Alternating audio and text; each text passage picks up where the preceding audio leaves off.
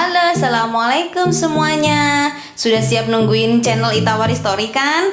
Iya, betul. Ini episode terakhir dari kisah Mita. Dengerin baik-baik, tapi sebelum itu pencet dulu dong tombol merahnya, subscribe dulu. Aku hitung ya. 1, 2, 3. Mari kita nikmati bersama episode terakhir cerita Mita. Semoga kalian suka ya.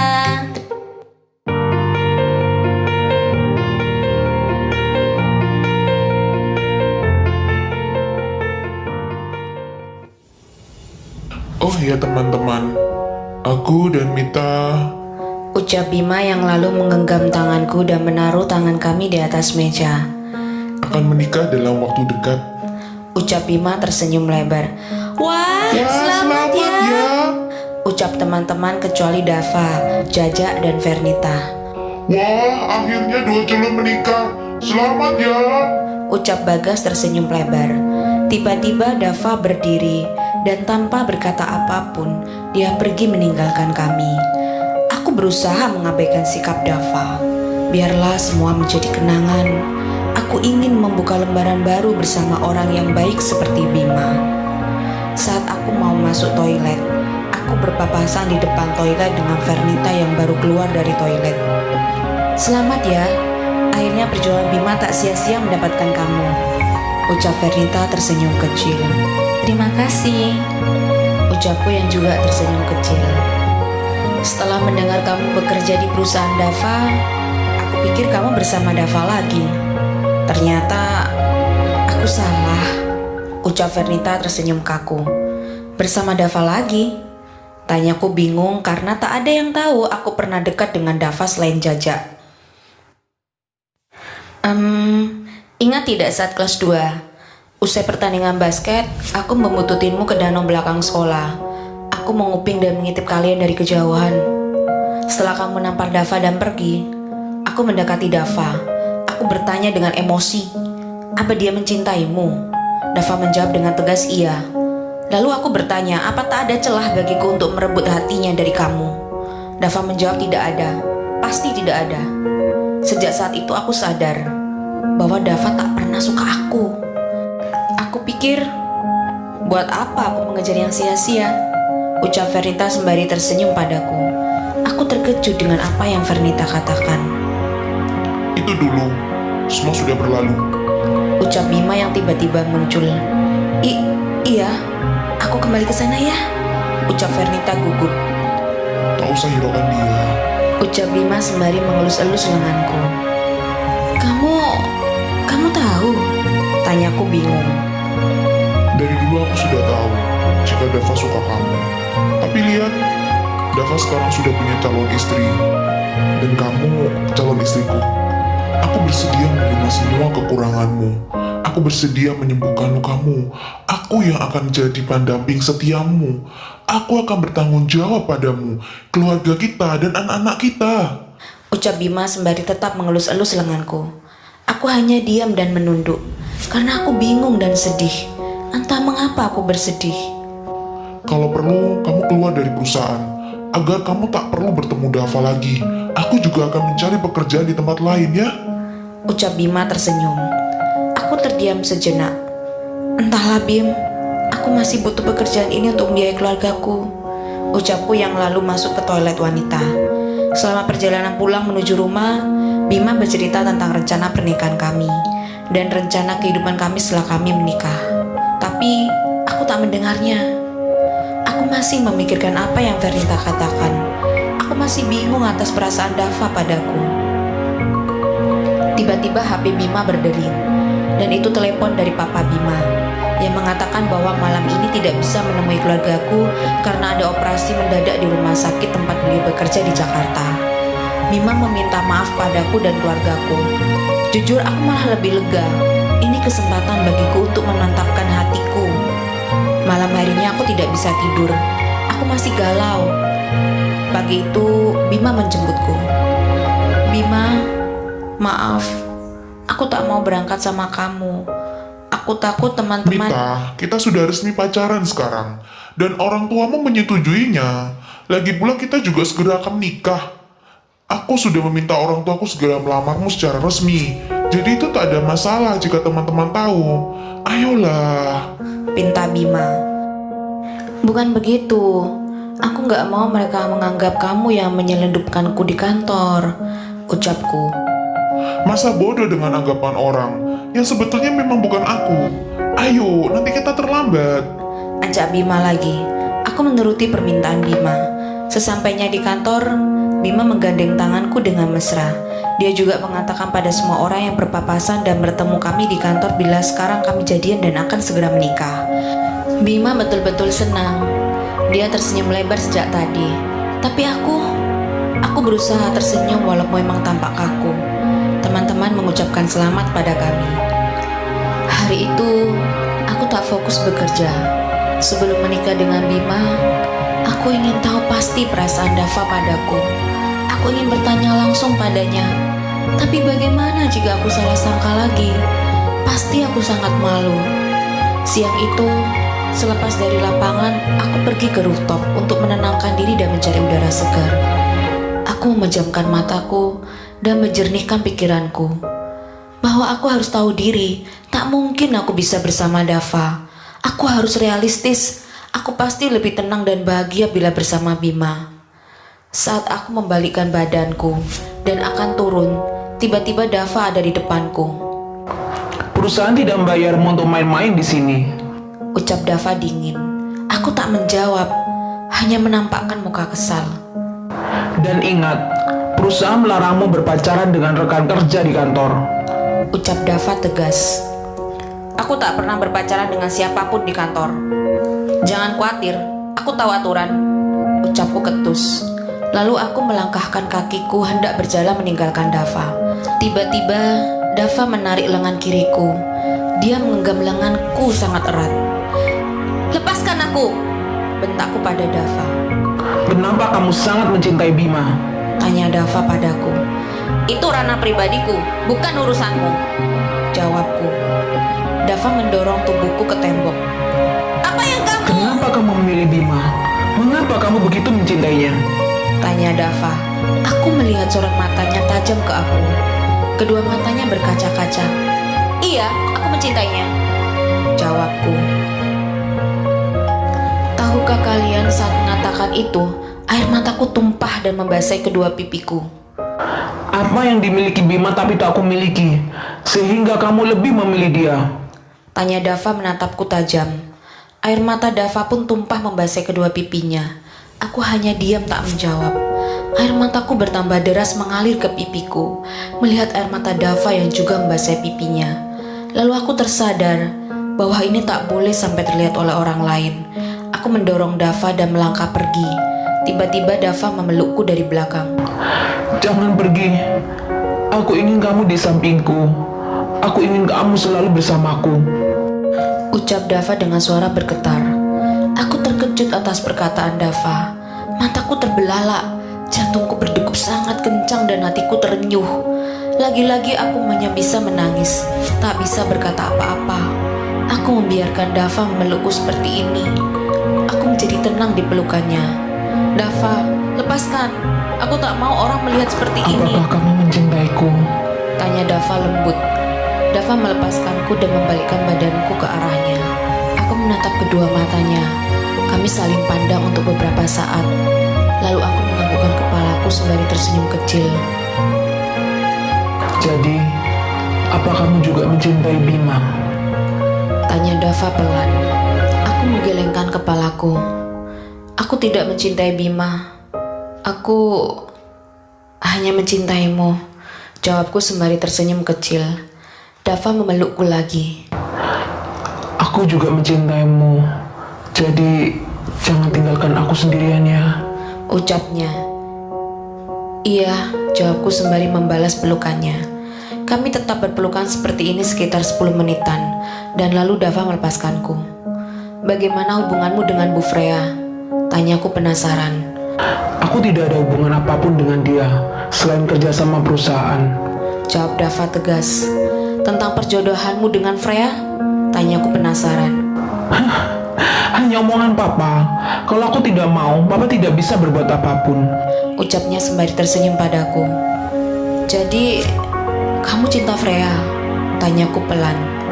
Tidak, aku tidak suka dan tidak cinta dia. Jawab Dava. Apa kamu sudah bertunangan dengan Freya? Tanyaku lagi. Belum dan tidak akan terjadi. Jawab Dava tegas. Aku cukup lega mendengar jawaban Dava. Ayo kita turun. Ajak Dava padaku sembari menggandeng tanganku. Dava, panggilku padanya. Ada apa? Tanya Dava heran. Bisakah untuk sementara kita seperti biasa saja? Maksudku, aku belum siap menunjukkan hubungan ini pada orang lain. Jawabku sembari melihat ke arah tangannya yang menggenggam tanganku. Kenapa harus dirahasiakan? Apa hubungan kita memalukan? Tanya Dava. Aku menggelengkan kepalaku. Banyak hal yang harus dipikirkan. Begini saja. Kalau aku minta seperti itu, apakah kamu mau menurutiku? Tanyaku. Dava menganggukkan kepala dengan raut muka kecewa. Dia melepaskan genggaman tangannya pada tanganku. Melihatnya kecewa, aku menjadi merasa bersalah padanya. Aku membayar rasa bersalahku dengan mencium pipinya dan Dava nampak terkejut. Aku bergegas meninggalkannya sembari tersenyum padanya. Dava pun membalas senyumanku. Malam harinya sehabis Isya, ketukar pintu kamar kosku. Aku membuka pintuku. Ternyata adik kosku Lia dan Yanti. Di depan ada cowok yang cari Mbak Mita, ucap Lia. Dia bilang pacarnya Mbak Mita, ucap Yanti. Siapa? Bima, tanyaku heran. Bukan, kalau Mas Bima kan kita kenal. Ini lebih ganteng dari Mas Bima, jawab Lia sembari tersenyum lebar. Iya Mbak, ganteng banget, ucap Yanti. Aku keluar menemui pria tadi. Sembari aku bertanya-tanya dalam hati siapa gerangan. Oh ya Tuhan, itu Dava. Dia tersenyum padaku. Ada apa? Tanyaku. Aku mau mengajakmu makan malam. Jawab Dava malu-malu. Sebetulnya Dava mengajakku makan ke restoran mewah, tapi aku tidak mau. Aku mintanya makan di warung dekat kosan. Dava menuruti mauku. Kami menghabiskan waktu dengan berbincang dan bercanda, ya layaknya orang pacaran. Sejak saat itu, tiap malam Dava ke kosku. Jika di kantor, kami merahasiakan ini. Kami berkomitmen untuk saling percaya satu sama lain. Walau awalnya Dava nampak sangat kesal melihatku dijemput dan diantar pulang oleh Bima. Aku mengatakan pada Dava bahwa aku akan mengatakan semua pada Bima jika waktunya sudah tepat. Sebetulnya Dava hendak mengantar dan menjemputku kerja, tapi aku meminta dia mengurungkan niatnya karena aku tak mau orang beranggapan jelek pada kami, dan juga aku belum siap. 3 hari kemudian saat Dava datang ke kos, usai keluar makan malam dan kami sedang asik berbincang-bincang sembari Dava memainkan rambutku di teras kosan. Bima datang dan memergoki kami. Bima sangat terkejut melihat ini, dan aku pun sangat gugup dan bingung. Tapi Dava nampak tenang. Apa ini Mita? Tanya Bima emosi. Aku bisa jelaskan, jawabku gugup. Mita milikku. Potong Dava sembari menarikku dalam pelukannya. Aku terkejut dengan jawaban Dava. Aku hanya mau mendengar jawaban Mita. Bentak Bima pada Dava. Aku terdiam sejenak. Bima, maaf. Aku masih mencintai Dava, jawabku pelan sembari menunduk. Bima menarik lenganku, tapi ditahan oleh Dava agar aku tetap dipelukan Dava. Untuk beberapa saat, aku melihat wajah mereka yang tegang dan tatapan penuh kemarahan. Tiba-tiba Dava mencium bibirku. Aku cukup terkejut dengan tindakan Dava. Bima melepaskan genggaman tangannya pada lenganku dan melempar bunga yang ia bawa ke lantai. Kemudian ia berlalu pergi meninggalkan kami. Dava, apa yang kamu lakukan? Geluhku marah. Sudah, semua akan baik-baik saja ya. Ucapnya sembari tersenyum dan memelukku lagi. Aku merasa tenang berada di pelukan Dava. Dan ternyata warga kosku melihat kejadian ini dari jendela. Malunya aku. Keesokan pagi, benar saja, Bima sudah tak menjemputku lagi. Bahkan saat berpapasan di kantor, Bima memalingkan muka dan tak mau menegurku. Dia tampak marah padaku. 2 hari kemudian di hari Sabtu, Dava mengatakan padaku jika hari itu dia tak bisa ke kosku karena ada urusan penting. Aku maklum sih, karena dia seorang direktur utama, pasti sibuk. Siang itu sekitar pukul 2 saat aku tidur siang di kosan, tiba-tiba HP-ku berdering. Ternyata telepon dari ibuku. Mita, kenapa kamu tak bilang kalau Dava mau kesini? Tanya ibu serius. Hah? Apa bu? Tadi Dava kesini. Dia melamarmu. Jawab ibu. Hah? Dava tak bilang padaku. Ucapku terkejut. Mita, ini Nak Bima bagaimana? Tanya ayah. Apa Dava masih di sana? Tanyaku. Dia sudah pulang dan membawakan banyak oleh-oleh untuk ayah, ibu, aku dan Kak Rena. Jawab Ega. Bagaimana ini? Siapa yang harus kami terima? Tanya ayah. Yang lebih dulu melamar lah ya. Lagi pula Kak Bima lebih kaya dari Kak Dava. Walau sogokannya lebih banyak, mending Kak Dava sama aku aja. Hehehe.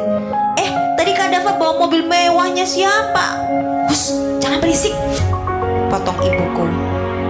Ayah, ibu, nanti saya hubungi lagi ya. Ucapku. Aku segera menelepon Dava, tapi tak diangkat. Mungkin dia sedang menyetir. Sore harinya adik kosku mengetuk kamarku dan mengatakan jika pacarku datang. Ah, betul, itu Dava. Kenapa kamu tak bilang padaku? Ucapku sedikit ngambek. Aku tak mau kedulan orang lain. Jawab Dava santai. Bima sudah melamarku waktu itu. Ucapku sembari menunduk. Aku tahu. Besok aku ke rumah orang tuamu lagi, melamarmu secara resmi. Jadi kamu ikut ya? Ajak Dava. Hah? Kamu serius? Tanyaku heran. Iya, aku serius. Aku ingin segera menikahimu. Jawab Dava. Malam harinya HP ku berdering. Ternyata telepon dari Kak Cindy. Mita, kamu beneran sama Dava? Kamu cinta dia apa dipaksa? Maksudku diancam sama dia? Tanya Kak Cindy. Iya kak, aku cinta dia. Jawabku pelan. Hah? Gila? Ini sih gila. Gimana sih kamu kok bisa suka sama orang kaya itu? Tanya Kak Cindy kesal. Maaf kak, ucapku pelan. Sudahlah, sampai jumpa besok, ucap Kak Cindy. Keesokan hari, Dava datang bersama Kak Cindy dan sopirnya. Kak Cindy mengajakku berbicara dulu berdua saja di kamarku. Kamu betul-betul cinta Dava? Tanya Kak Cindy serius. Iya kak, jawabku. Dava bertengkar hebat dengan papa. Papa nggak setuju jika Dava menikahimu. Karena Dava sudah dijodohkan dengan Freya. Perusahaan akan berkembang pesat jika dua perusahaan besar bergabung. Lalu Dava minta tolong padaku. Awalnya aku tak mau, mengingat kami adalah musuh. Tapi setelah mendengarnya sendiri dari mulutmu, jika kamu cinta dia, aku bersedia. Aku pasti tak mau menolongnya kalau bukan karena kamu, ucap Kak Cindy. Oh ya Tuhan, apa aku putuskan saja hubunganku dengan Dava? Aku tak mau hubungan dia dan papanya berantakan, ucapku panik. Dava sudah sejauh ini, dan perasaanmu juga sudah mendalam padanya. Sudah, kita berangkat saja, ajak Kak Cindy. Sesampainya di rumah orang tuaku, Dava mengatakan niat baiknya segera menikahiku. Kak Cindy juga mengatakan jika Dava serius sehingga membawa dirinya menemui keluargaku. Dava mengatakan akan menikahiku minggu depan. Apa itu tidak tergesa-gesa? Maksud kami juga harus bertanya pada Mita. Bagaimana Mita? Kamu bersedia? Tanya ayah padaku. Aku menganggukkan kepalaku pelan. Mita, kita bicarakan di kamar dulu ya. Ajak ayah lirih. Saat di kamarku, tadi malam Papa Kak Bima menelepon membatalkan lamaran Kak Bima. Ini sangat kebetulan, ucap Ega. Shh, anak kecil ini. Gimana Bu? Tanya ayah ke ibu. Bu sih setuju-setuju aja ya. Dari dulu ibu lebih suka Dava ya. Nampak dia bertanggung jawab, pekerja keras, dan tegas, ucap ibu tersenyum. Tapi lebih kayak Kak Bima. Kak Bima lebih low profile, lebih lembut, dan orang tuanya dokter. Kak Dava nggak jelas keluarga dan pekerjaannya, ucap Ega sinis. Dava, bos kami, ucapku pelan. Saut ayah, ibu, dan Ega terkejut. Aku menceritakan semuanya termasuk papa dan mama Dava. Tapi aku tak bilang jika hubungan keluarga Kak Cindy dan Dava tidak akur. Begitu juga jika papa Dava tak setuju atas hubungan kami. Keluargaku cukup lega setelah tahu kebenarannya. Setelah berunding, kami kembali ke ruang tamu menemui Dava dan Kak Cindy. Baiklah, kami terima niat baik Nak Dava. Tapi kalau minggu depan terlalu tergesa-gesa, jadi bagaimana bila 2 minggu lagi? Tanya ayahku pada Dava. Dava mengiyakan. Untuk semua persiapan pernikahan, jika ibu dan ayah tak keberatan, akan ada WO yang mengurusi semuanya. Ucap Dava tersenyum. Papa Dava ada di luar negeri, jadi saya sebagai satu-satunya perwakilan keluarga. Ucap Kak Cindy sembari tersenyum kaku. Keesokan harinya kami masih merahasiakan hubungan ini dari teman-teman di kantor. Oh iya, aku baru tahu jika ternyata Bima pernah mengatakan pada Dava saat akan reunian. Pertama kali Dava akan datang, bila aku dan Bima berpacaran, dan Dava menjadi sakit hati. Itu alasan kenapa Dava bersikap dingin dan tega padaku. Saat itu Dava juga meminta Bima merahasiakan jika dia adalah direktur utama di perusahaannya dari teman-teman SMA termasuk aku.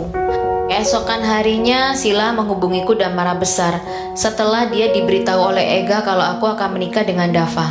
Kamu tak percaya padaku sehingga kamu tak mengatakan ini? Kamu tak menganggap aku sebagai sahabat?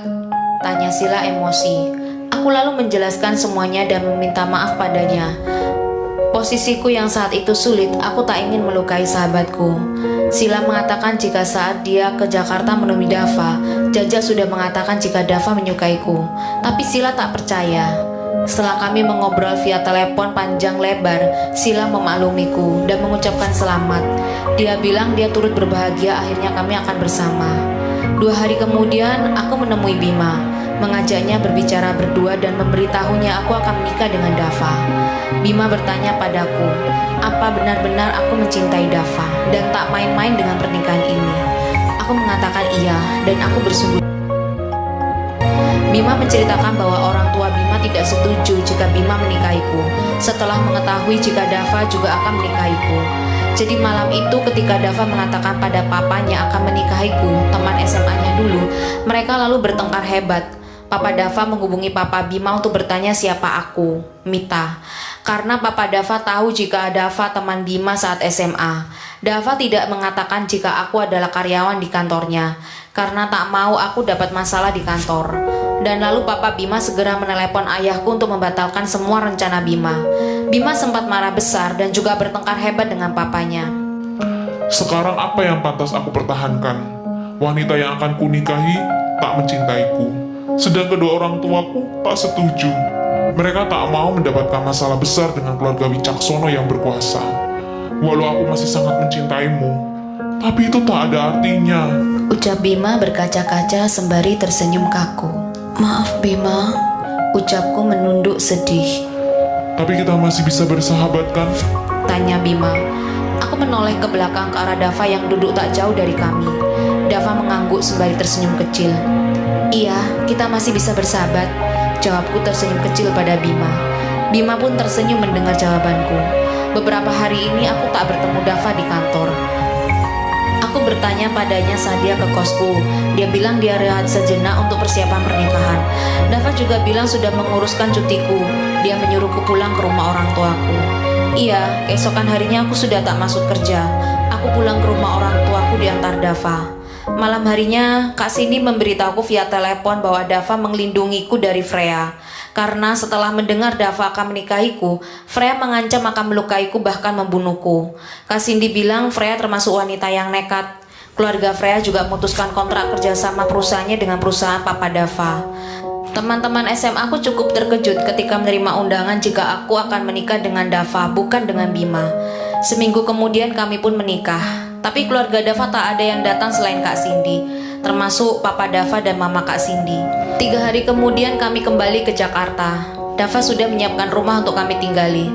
Dava juga sudah melarangku bekerja, tapi aku memaksa ingin kembali bekerja.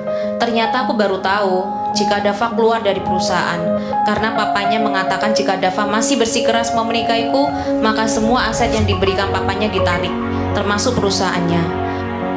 Beberapa rumah dan apartemen itu adalah hasil kerja keras Dava sendiri. Sekarang Dava merintis usahanya lagi. 3 tahun kemudian, usaha Dava di bidang properti cukup lancar dan berkembang pesat.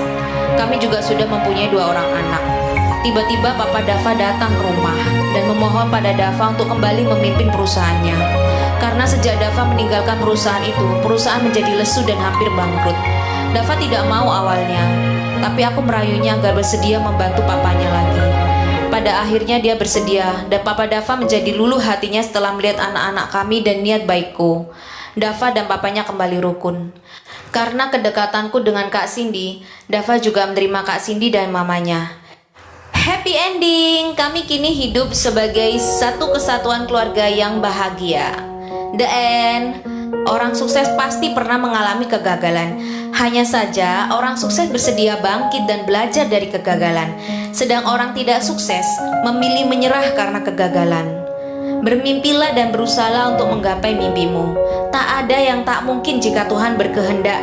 Karena kita tak tahu ujungnya bagaimana dan di mana. Hanya Tuhan yang Maha Tahu. Dan kita hanya pantas untuk berusaha dan berdoa. Terima kasih semuanya yang telah mendengarkan kisah Mita sampai akhir. Dan jangan lupa pencet tombol merah, subscribe, dan nyalakan lonceng notifikasinya biar tidak ketinggalan update story terbaru dari Itawari Story. Like kalau kalian suka, silakan komentar di kolom bawah dan share sebanyak mungkin ke teman kalian. Sampai jumpa dan semoga menjadi inspirasi teman-teman sekalian menjadi lebih baik dan lebih baik lagi. Terima kasih semuanya dan sampai jumpa di cerita berikutnya. Ada apa ya? So, tungguin cerita kami ya di channel kami Itawari Story.